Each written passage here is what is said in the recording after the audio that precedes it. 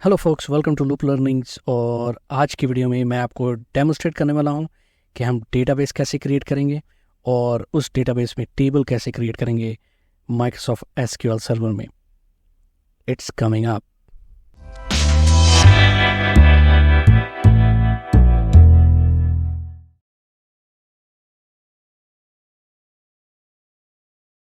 उम्मीद करता हूं कि आपने Microsoft SQL server management studio install कर लिया होगा बेस्ड ऑन जो मेरी लास्ट वीडियो थी उसमें मैंने आपको डेमोस्ट्रेट किए थे स्टेप्स।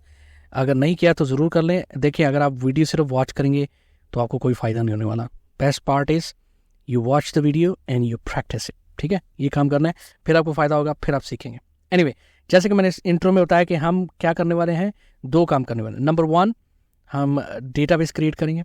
नंबर 2, उस डेटाबेस में हम टेबल क्रिएट करेंगे। ओके, टेबल क्रिएट करने के बहुत सारे तरीके हैं, लेकिन आज इस वीडियो में सिर्फ एक तरीका मैं आपको डेमोस्ट्रेट करने वाला हूँ।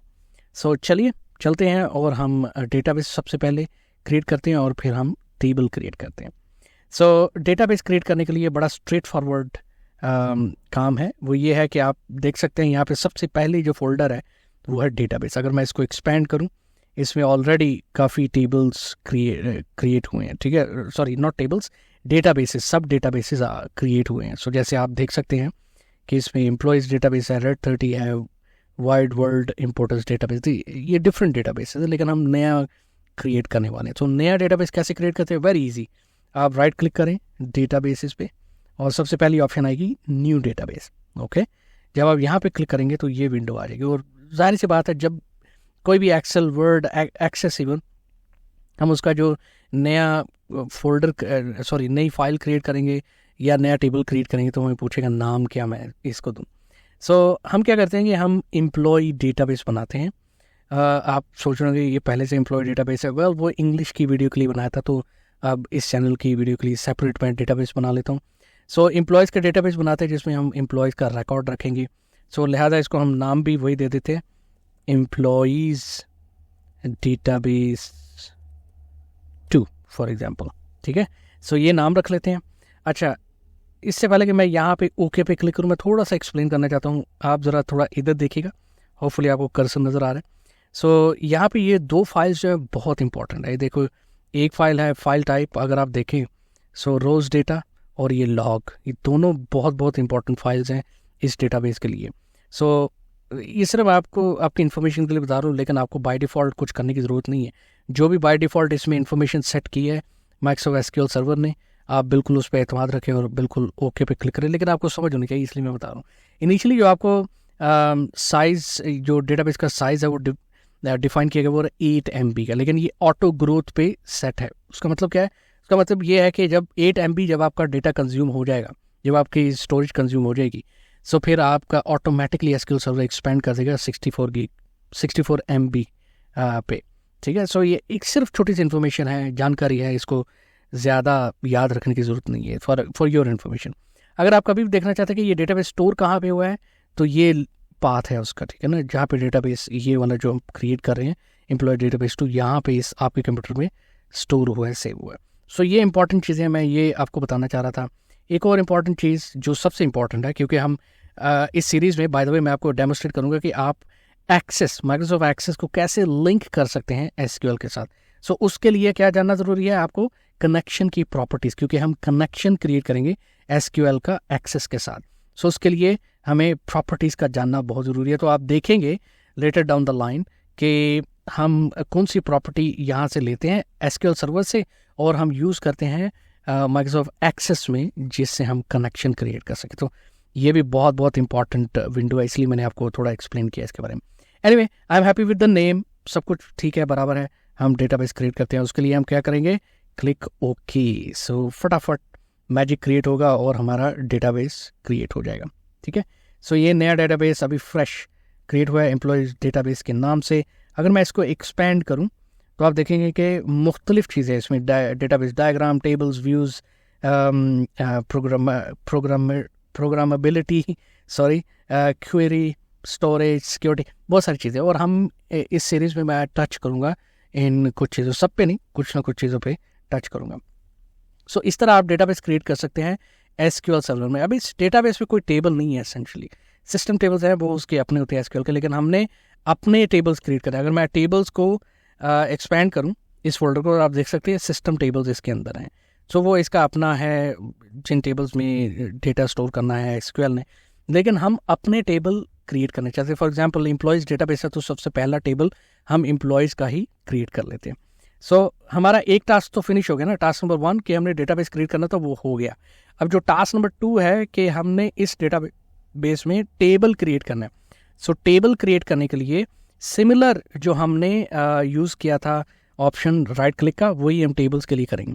सो इस डेटाबेस के अंदर टेबल्स के ऊपर मैं राइट क्लिक करूँगा, न्यू और टेबल के ऊपर क्लिक करूँगा।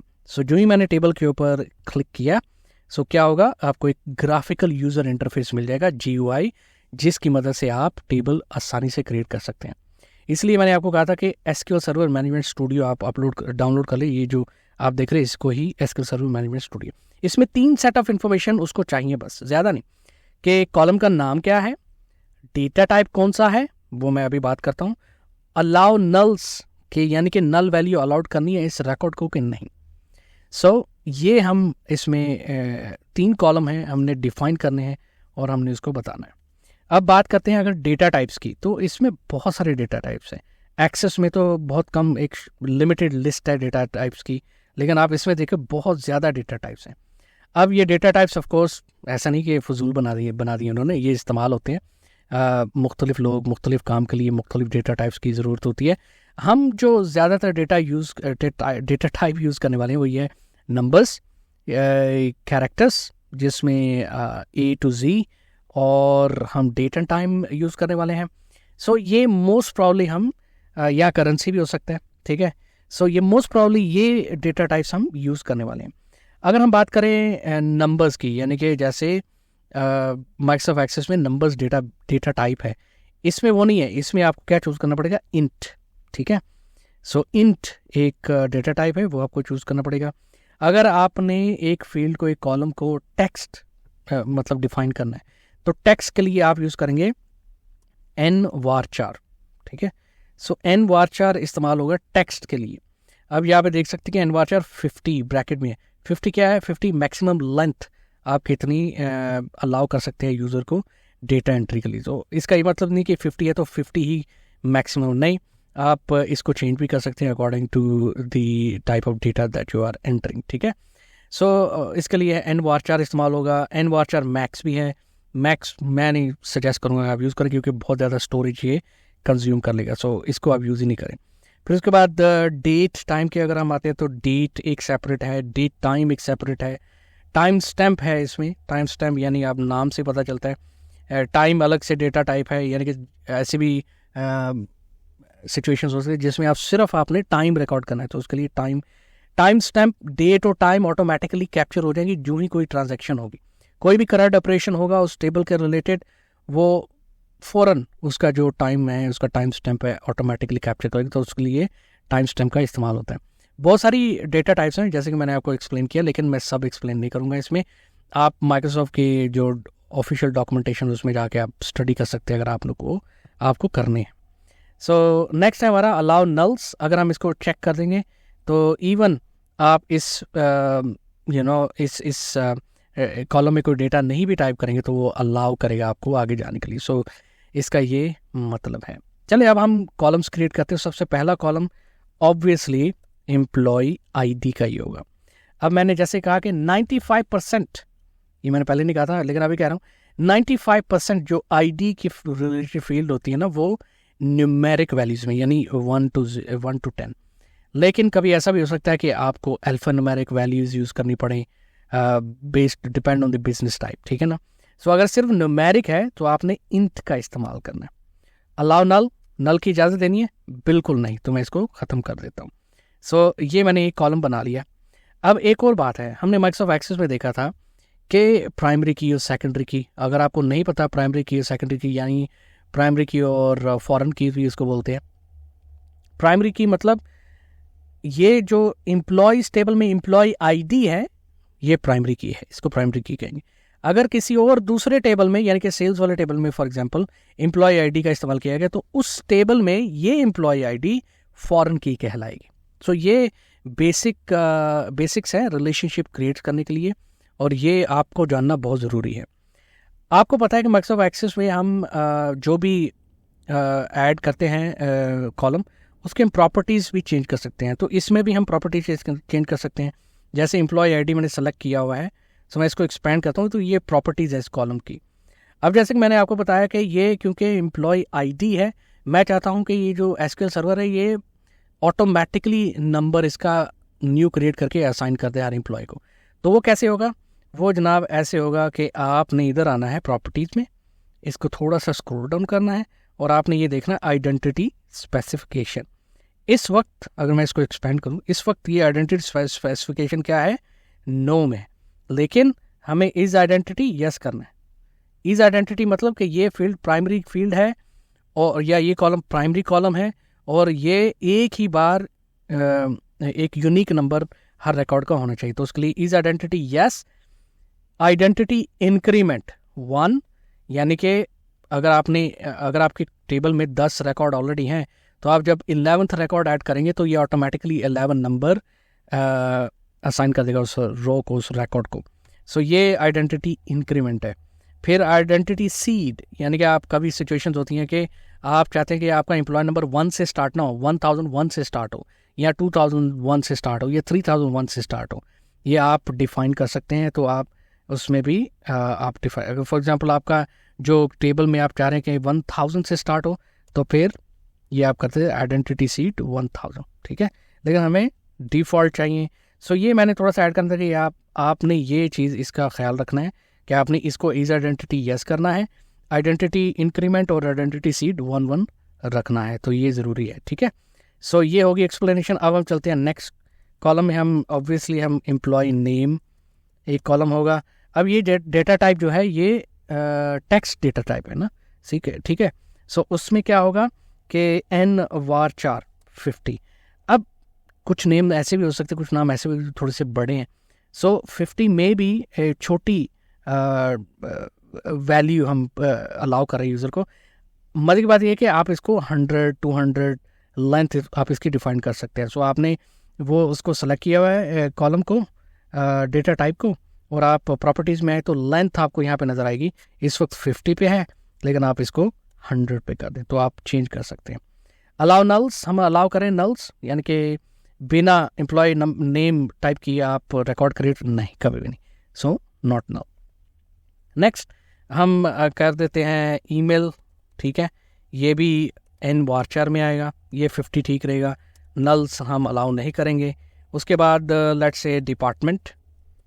अब देखें डिपार्टमेंट हम ये चाह रहे हैं, मैं ये चाह रहा हूँ कि इस सीरीज़ में मैं, क्योंकि आपको डेमोस्ट्रेट करना रिलेशनशिप कैसे क्रिएट होते हैं, ये वो सब कुछ, तो इसलिए मैं डिपार्टमेंट एक अलग से टेबल एक क्रिएट कर लूँगा डिपार्टमेंट के नाम से, और उसमें जो डिपार्टमेंट आईडी होगी वो प्राइमरी की होगी, और इस टेबल में वो डिपार्टमेंट आईडी फॉरेन की कहलाएगी, जैसे कि मैंने आपको पहले भी एक्सप्लेन किया। सो नॉर्मली इंट ये होगा, और हम अलाउ नल नहीं करना चाहते। डिपार्टमेंट के बाद हम आ जाते हैं लेट्स से एम्प्लॉई टाइप, ठीक है। और यहाँ पे भी हम इंट, क्योंकि एम्प्लॉय टाइप का भी एक अलग से टेबल बनाएंगे और उसको लिंक करेंगे इस टेबल के साथ प्राइमरी और फॉरेन की के कॉन्सेप्ट के हिसाब से। फिर उसके बाद स्टेटस। अब स्टेटस जो है वो मोस्टली स्टेटसेस टेक्स्ट में होते हैं, तो हम इसको n_var_char n_var_char कर देते हैं, और इसको हम अलाउ नल्स नहीं करते, ठीक है। सो ये हमारा जो हमने कॉलम्स डिफाइन करने थे वो हमने सब कर लिए हैं। अब हम इसको टेबल को सेव करते हैं। सो मैं इस पे डिस्क पे क्लिक करूँगा या Ctrl+S पे, तो ये डायलॉग बॉक्स आएगा, और इसमें हम नाम रख सकते हैं। सो फॉर एग्जांपल एम्प्लॉयज़, ओके किया। अब ये हमारा टेबल क्रिएट हो गया। अब आप सोच रहे हैं कि यार टेबल गया किधर, मैं कैसे सर्च करूँ? सो आप बिल्कुल आप यहाँ पे नहीं देख सकते टेबल। सो आप टेबल पे राइट क्लिक करें और इसको कर लें आप रिफ्रेश। इसको मैं क्लोज कर देता हूँ, तो आप देखें यहाँ पे dbo.employees आ गया है। अब इसमें बात आती है रिकॉर्ड एंट्री कैसे करें। सो रिकॉर्ड जब भी आपने, ऑब्वियसली हम मोस्टली यूज़र इंटरफेस यूज़ करेंगे, यानी कि माइक्रोसॉफ्ट एक्सेस, जिसमें आप करंट ऑपरेशन परफॉर्म कर सकते हैं। लेकिन फॉर एग्जांपल आप डेटाबेस मेंटेनेंस कर रहे हैं, आप आपको एक्सेस है इस इन्वायरमेंट की। सो आप इजीली कोई भी टेबल जिसमें आपने डेटा मॉडिफाई करना है या ऐड करना है, राइट क्लिक करें और यहाँ पे ऑप्शन आएगी एडिट टॉप 200 रोज। ठीक है, क्योंकि अभी कोई डेटा नहीं है इसके अंदर, तो इसलिए ये खाली टेबल आपको नज़र आ गया। आई एम श्योर जिन्होंने माइक्रोसॉफ्ट एक्सेस यूज़ किया हुआ पहले, उनको ये व्यू काफ़ी फेमिलियर होगा, क्योंकि एक्सेस में भी ऐसे ही टेबल ओपन हो जाता है विदाउट एनी रिकॉर्ड। सो एम्प्लॉय आईडी तो है हमारी आइडेंटिटी फील्ड, हमारी प्राइमरी फील्ड। सो इसमें तो रिकॉर्ड अलाउ ही नहीं है कि हम मैनुअली एंटर करें। सो ये ऑटोमेटिकली असाइन होगा। एम्प्लॉय नेम अगर हम बात करें तो ये बिल्कुल, so for example employee 1, email address. अब ये रेड डॉट क्यों आ गए? रेड डॉट का ये मतलब नहीं कि इसमें कोई एरर है जो आपने रिकॉर्ड एंटर किया, नहीं। रेड डॉट का मतलब यह है कि डेटा अभी तक डेटाबेस में स्टोर नहीं हुआ। इसका रेड डॉट का ये मकसद है, ये मतलब है, ये इंफॉर्मेशन देता है। So let's say employee1@email.com। Department, अभी हमने डिपार्टमेंट और एम्प्लॉय टाइप टेबल नहीं बनाया, वो हम नेक्स्ट वीडियो में बनाने वाले हैं।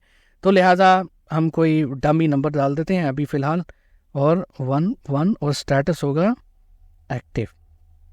अब देखिए, जो ही मैं टैब का बटन अपने कीबोर्ड से टैप करूंगा तो ये रेड वाले जो हैं ये ख़त्म हो जाएंगे।